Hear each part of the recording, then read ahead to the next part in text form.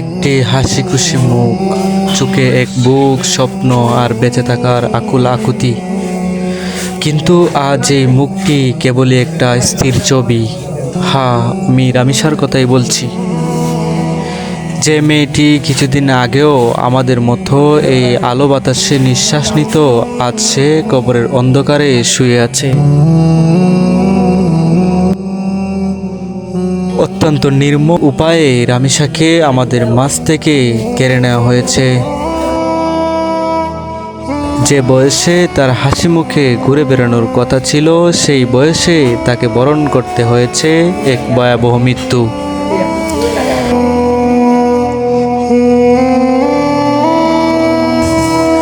আমরা এই হত্যাকাণ্ডের তীব্র নিন্দা ও প্রতিবাদ জানাচ্ছি।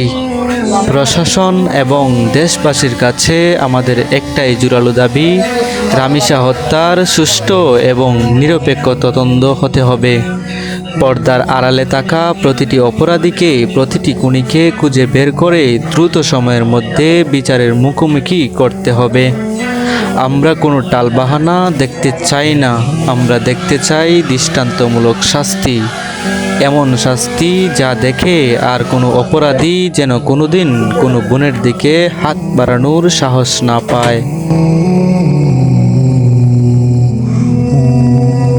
আসুন, দলমত নির্বিশেষে আমরা সবাই রামিসার পরিবারের পাশে দাঁড়াই। সোশ্যাল মিডিয়া থেকে শুরু করে রাজপথ, সব জায়গায় রামিসার জন্য আওয়াজ তুলি। যতক্ষণ না পর্যন্ত আমরা সঠিক বিচার পাচ্ছি, আমাদের এই প্রতিবাদ থামবে না। রামিসার আত্মার মাগফিরাত কামনা করছি এবং পুলিশদের ফাঁসি দাবি করছি। Justice for Ramisa.